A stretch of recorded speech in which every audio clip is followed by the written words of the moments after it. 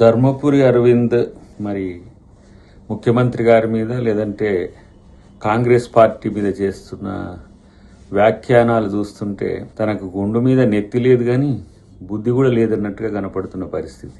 ఇలా ప్రధానమంత్రిని అంటే రేవంత్ రెడ్డి గారిని విమర్శించడానికి ప్రధానమంత్రిని తప్పుపడుతున్నావు, మీ ముఖ్యమంత్రి బెంగాల్ ముఖ్యమంత్రి అధికారిని తప్పుపడుతున్నావు. అంటే కాంగ్రెస్ పార్టీలోకి రేవంత్ రెడ్డి గారు ఎట్లా వచ్చిండ్రు, ఎందుకు వచ్చిండ్రు, ఏ విధంగా అధికారం తెచ్చిండ్రు అనేది తెలంగాణకే కాదు దేశం మొత్తానికి తెలుసు, మోదీ గారికి కూడా తెలుసు.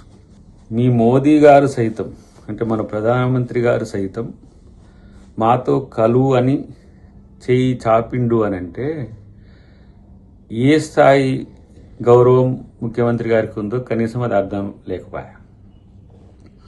మరి ఇట్లనే ఒరిజినల్ బీజేపీ వాళ్ళకి మీరు అంతటా అధికారం ఇచ్చిండ్రా? ఈ సువేందు అధికారి అనేట ఆయన ఏ పార్టీలో ఉండి ఇప్పుడు వచ్చి మీ దగ్గర ముఖ్యమంత్రి అయిండు? అస్సాం ఆ బిశ్వా అంటే ఆయన ఇట్లా ఏ పార్టీ? కాంగ్రెస్ పార్టీ నుంచి వచ్చిన ఆయన కాదా? ఇట్లా తెలివి లేక దద్దమ్మ మాటలు మాట్లాడుకుంటూ ఇదే తెలివి అని చెప్పుకోవడం అనేది సిగ్గుచోటి అనిపించట్లేదా? పోనీ నీ పుట్టుక ఎక్కడ? కాంగ్రెస్ పార్టీనే కదా. ఇలా నేను ఒరిజినల్ బీజేపీ నాయకులు అని చెప్పి గింజుకుంటే ఎవరికి తెలియంది డిఎస్ గారి రాజకీయ ప్రస్థానం ఎక్కడ ఉంది?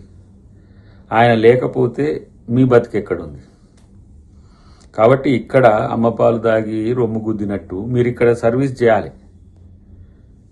డిఎస్ గారికి రాజకీయ ప్రాధాన్యత కల్పించింది, బీసీలకు ఆ స్థాయి గౌరవం ఇచ్చింది కాంగ్రెస్ పార్టీ.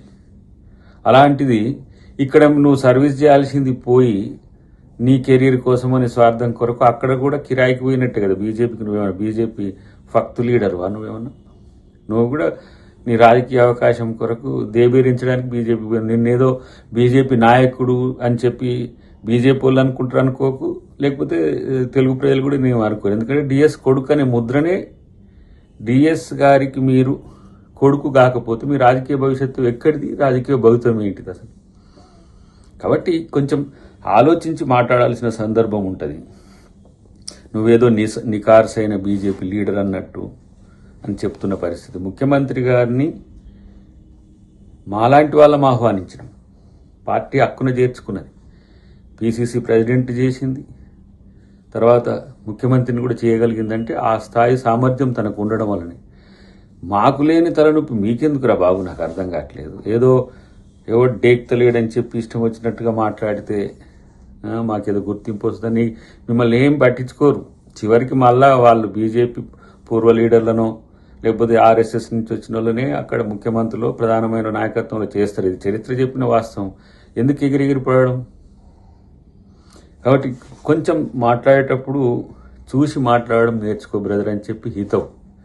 ఎందుకంటే ఇంకా డోస్ పెంచాలంటే కూడా ఆ స్థాయి లీడర్ కావు. కాబట్టి ప్రతి ఓడు ముఖ్యమంత్రి గారి గురించి మాట్లాడి రేవంత్ రెడ్డి గారిని మాట్లాడి ఏదో ఎక్స్పోజ్ కావాలి, మమ్మల్ని ప్రజలు గుర్తించాలన్నట్టుగా నిజామాబాద్లో ఓడిపోవడం అనేది జీర్ణించుకోలేకపోతున్నావా? నిజామాబాద్లో ఓటం అనేది తట్టుకోలేక నేను ఈ విధంగా విమర్శలు చేసేది. కాబట్టి ఎగిరెగిరి పడితే వచ్చేది ఏమీ లేదు. ప్రజల కొరకు పనిచేసే క్రమంలో మీరు విమర్శలు ఎవరైనా కూడా చేయాల్సిన అవసరం ఉంటే చెయ్యండి, ప్రభుత్వం మీద విమర్శలు చేయండి. పిచ్చి పిచ్చిగా వాగితే ఇక ఆ వాగుడేదో మీకే తెలిసినట్టు మాకు తెలియనట్టు, ఆ తిట్లేదో మీకే తెలిసినట్టు మాకు తెలియనట్టు మాట్లాడితే ఎట్లా? కాబట్టి ఒకసారి చరిత్ర చూసుకో మిత్రమా. ఇది ఎందుకు ఈ పలకరింపు లాంటి ఒక పాజిటివ్ కోణం ఇస్తున్నాం అనేది తెలుసుకుంటే మంచిది. లేకపోతే భవిష్యత్తులో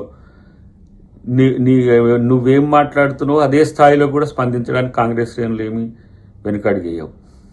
మాట్లాడుతుంటే ఎవరు స్పందించట్లేరని చెప్పి ఇష్టం వచ్చినట్టుగా మాట్లాడితే ఎట్లా? మరి డిఎస్ గారి కొడుకుగా ఎందుకు మీరు రాహుల్ గాంధీ గారితో కలిసి రాహుల్ గాంధీ గారిని ప్రధానమంత్రి చేయాలనే ఆలోచన ఎందుకు రాలే? ఈడ బాగుపడాలి, అక్కడ పోయి అధికారం తెచ్చుకోవాలనే ఉద్దేశమా? రాహుల్ గాంధీ గారిని ప్రధానమంత్రిని చేసుకుంటామని చెప్పి డంకా బజాయించి చెప్తున్నాడు ఎక్కడికి పోయినా సరే. మరి ఆ సోయి మీకెందుకు లేదు? అందుకని అమ్మపాలు దాగి రొమ్ము గుద్దినట్టుగా ఇక్కడ రాజకీయ భవితవ్యం ఎంచుకొని ఇక్కడ కాదని చెప్పి అక్కడికి పోయి బతుకు తెరువు కొరకు పోయిన నువ్వు కూడా ముఖ్యమంత్రి గారి గురించి మాట్లాడితే ఎట్లా? ఇక నీ తిట్ల పురాణం అయితే అసలు నువ్వు ఎంపీవా లేకపోతే ఏమో గుడుంబ సత్యవా అన్నట్టున్నది.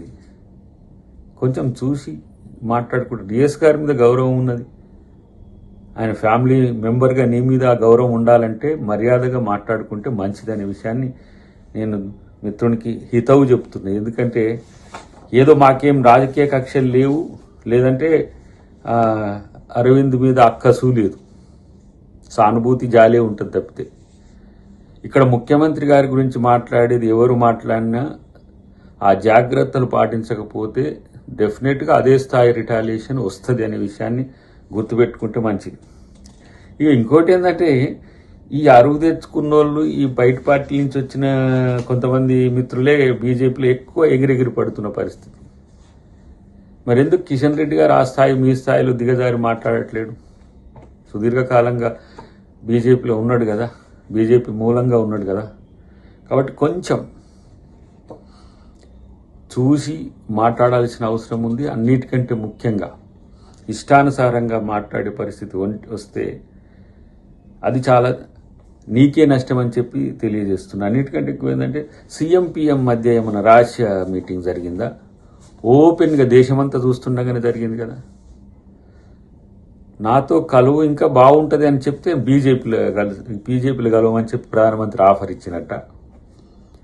అంటే మాతో కలుస్తాడా పోని మోదీ గారు? రేవంత్ రెడ్డి గారితో కలుస్తాడా?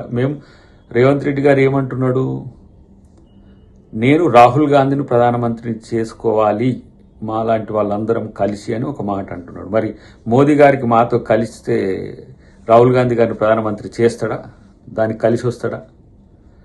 రాజకీయం ఏందో, దాని మతలబు ఏందో, ఆ ఏందో తెలియకుండా ఇష్టం వచ్చినట్టుగా మాట్లాడుతూ ఏదో మమ్మల్ని ఎవరు ఏమనని ఒక అజాగ్రత్త మాటలు మాట్లాడితే జాగ్రత్త, అది మంచిది కాదు అని చెప్పి నీకు హితవు చెప్తున్నా.